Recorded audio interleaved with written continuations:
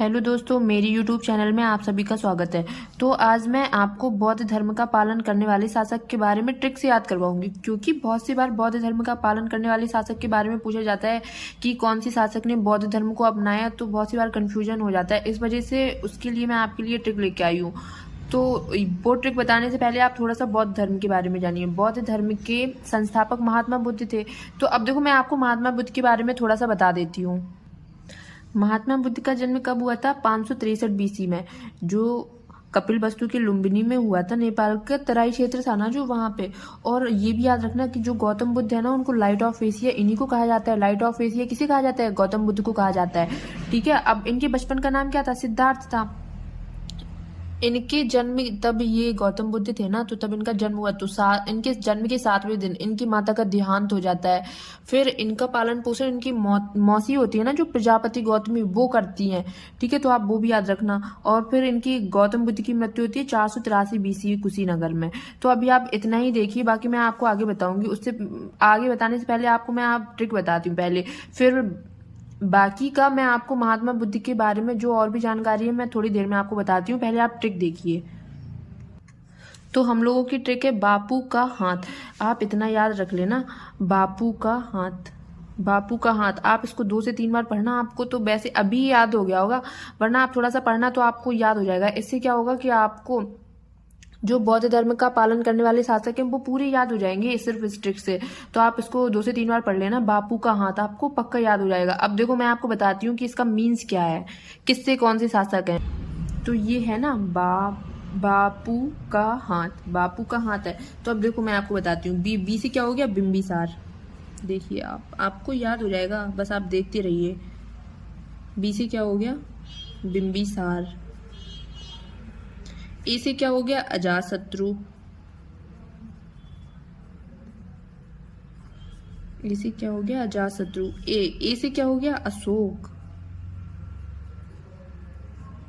क्या हो गया? अशोक। ठीक है। और पी से क्या हो गया? प्रसेनजीत। प्रसेनजीत थे ना, तो ए से हो गया। और अशोक के बारे में तो आप लोग जानते ही हैं। यू से क्या हो गया? उदयन।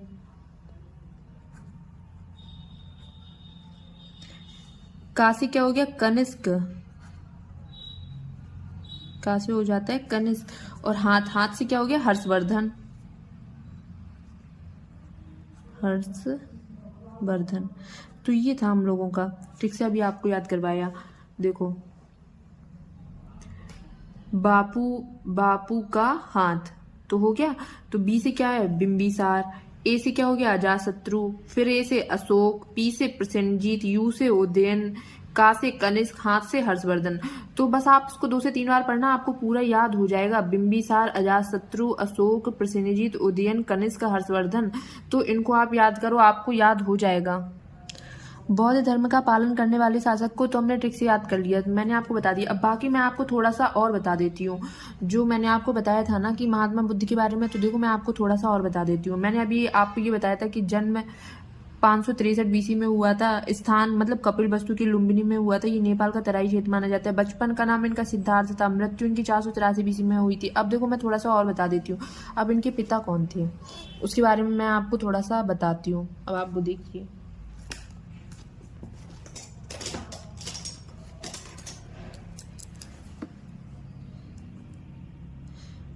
जो महात्मा बुद्ध थे ना, तो इनके पिता का नाम क्या था? पिता का नाम था शुद्धोधन। और पता है, मतलब ज्यादातर अब ये क्वेश्चन नहीं आता, ये आता है कि शुद्धोधन है ना, तो ये किस वंश के थे? तो शुद्धोधन किस वंश के थे? ये साकेगढ़ के राजा थे। ठीक है, तो इसको भी आप याद रखना, ये बहुत ज्यादा इंपॉर्टेंट हो जाता है, क्योंकि आप थोड़ा सा डीप ही पूछते हैं। साकेगढ़ के राजा थे ये। और इनकी माता कौन थी? माता महामाया थी। माता कौन थी? महामाया थी। ठीक है, माता महामाया थी। और ये किस वंश की थी? ये कोलीय वंश की थी। ये भी बहुत सी बार आया है, आप देखना प्रीवियस ईयर में आपको देखने को मिल जाएगा। ये कोलीय वंश की थी। देखो, जो इनके पिता थे शुद्धोधन, वो साकेगढ़ के राजा थे, और माता जो महामाया थी वो कोलीय वंश की थी। तो इनको आप याद रखना, ठीक है। और इनकी मौसी को तो आप जानते ही हो, मौसी कौन थी? मौसी प्रजापति गौतमी थी। मौसी प्रजापति गौतमी थी और पत्नी यशोधरा, पुत्र राहुल थे। देखो आप ये याद रखना, ये बहुत ज़्यादा इम्पोर्टेंट है कि इनको ज्ञान की प्राप्ति कहाँ और कब हुई थी। ज्ञान की प्राप्ति, ठीक है, ये आता भी है और ये पूछा भी जाता है, तो ये आप ज़्यादा याद रखो। ज्ञान की प्राप्ति इनको बोध गया बिहार में हुई थी। कहाँ हुई थी? बोध गया बिहार में हुई थी। पीपल के वृक्ष के नीचे। कहाँ हुई थी? पीपल के वृक्ष के नीचे।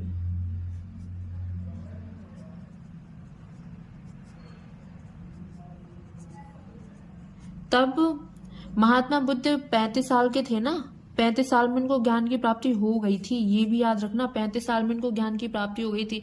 बोध गया में हुई थी बिहार में, और पीपल के वृक्ष के नीचे होती है, ठीक है। तो जो इन्होंने ज्ञान प्राप्त किया था, ये क्वेश्चन बहुत सी बार आता है कि ज्ञान प्राप्ति, जो इन्होंने ज्ञान प्राप्त की थी उसको क्या कहा जाता है? तो उसको संबोधि बोलते हैं। क्या बोलते हैं? संबोधि। ये आप जरूर याद रखना, ये इंपॉर्टेंट भी है और ये आता भी है कि ज्ञान प्राप्ति को, जो महात्मा बुद्ध ने ज्ञान प्राप्त किया था तो उसको क्या कहा गया? उसको संबोधि कहा गया, ठीक है। तो आप इसको भी याद रखना। अब देखो मैं आपको बताती हूँ, इनका जो प्रथम उपदेश था ना, प्रथम उपदेश इन्होंने कहाँ दिया था? वो सारनाथ में दिया था। और सर्वाधिक उपदेश कहाँ दिए थे? सर्वाधिक उपदेश कौशल वंश की राजधानी थी ना जो श्रावस्ती, वहां पे दिया था, ठीक है। और इनका पहला शिष्य, प्रथम शिष्य कौन थे? आनंद थे। महात्मा बुद्ध के प्रथम शिष्य कौन थे? तो वो आनंद थे। इनको भी आप याद रखना। प्रथम शिष्य कौन थे? आनंद।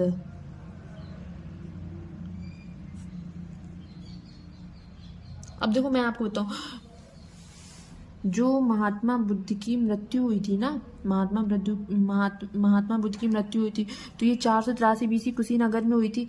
अब जो ये मृत्यु है तो इसको क्या कहा गया था? ये भी बहुत सी बार आता है, तो इसको पता है क्या कहा गया था? महापरिनिर्वाण, ठीक है, महापरिनिर्वाण। तो इसको महापरिनिर्वाण कहा गया था। वैसे कहीं कहीं इसको निर्वाण भी बोला जाता है, तो महापरिनिर्वाण भी आ सकते हैं, निर्वाण भी आ सकता है। तो ये मैंने आपको बताया। बौद्ध धर्म का पालन करने वाले शासक को मैंने आपको ट्रिक से बताया और थोड़ा सा महात्मा बुद्ध के बारे में बताया, ठीक है। तो आप ये देखो, इनका महात्मा बुद्ध का जन्म कब हुआ था? 563 BC में। स्थान कौन सा था? कपिलवस्तु के लुम्बिनी में हुआ था। और बचपन का नाम क्या था? सिद्धार्थ था।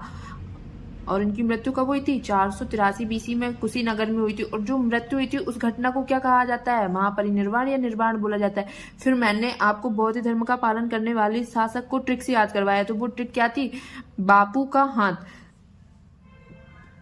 तो हम लोगों की ट्रिक क्या थी? बापू का हाथ। तो जिसमें से मैंने आपको बताया था बी का मतलब क्या हो गया? बिंबिसार। ए से अजातशत्रु, ए से अशोक हो गया, पी से क्या हो गया? प्रसेनजीत हो गया, यू से क्या हो गया? उदयन हो गया, का से क्या हो गया? कनिष्क हो गया, हाथ से क्या हो गया? हर्षवर्धन। तो फिर मैंने आपको ये बताया।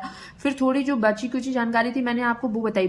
महात्मा बुद्ध के पिता का नाम क्या था? शुद्धोधन था। क्या था? शुद्धोधन था। और फिर ये पूछा जाता है कि ये किस वंश के थे?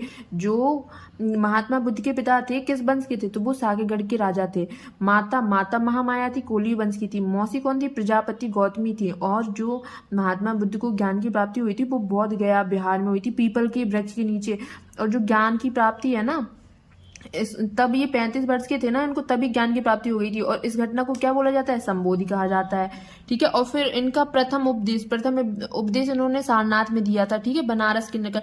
जो ये भी बहुत आता है, ठीक है। देखो मैं आपको बताती हूँ, जो इन्होंने प्रथम उपदेश दिया था ना, ये भी बहुत पूछा जाता है, इसको भी आप याद रखिए। प्रथम उपदेश कहाँ दिया था इन्होंने? सारनाथ में दिया था। सारनाथ कहाँ है? बनारस के पास में है, ठीक है। तो जो ये प्रथम उपदेश दिया था, इस घटना को क्या बोलते हैं? धर्म चक्र प्रवर्तन। धर्म चक्र प्रवर्तन। तो इसको भी आप याद रखना, ये भी बहुत इंपॉर्टेंट है, धर्म चक्र प्रवर्तन, ठीक है। तो मैंने आपको 2-3 चीजें बताई हैं। गौतम बुद्ध 29 साल के थे ना, तब 29 वर्ष की अवस्था में इन्होंने घर छोड़ दिया था। देखो मैं आपको एक साथ यहाँ पे लिख देती हूँ। तब इन्होंने घर को छोड़ा, घर इन्होंने 29 वर्ष के थे तब छोड़ा था। तो तब ये घर को छोड़ते हैं ना, तो उस घटना को क्या बोला जाता है? महाविनिष्क्रमण। महाविनिष्क्रमण।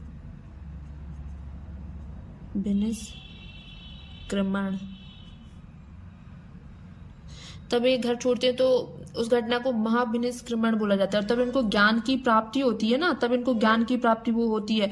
तो उस घटना को क्या बोलते हैं? उसको संबोधि बोलते हैं। उसको क्या बोलते हैं? संबोधि बोलते हैं। तब ये प्रथम उपदेश देते हैं। प्रथम उपदेश दिया ना इन्होंने, गौतम बुद्ध ने। तो प्रथम उपदेश देते हैं तो उस घटना को बोलते हैं धर्मचक्र प्रवर्तन। धर्मचक्र प्रवर्तन, ठीक है। और फिर तब इनकी मृत्यु होती है, तो उस घटना को बोला गया महापरिनिर्वाण, जो मैंने अभी आपको ऊपर बताया है, महापरिनिर्वाण।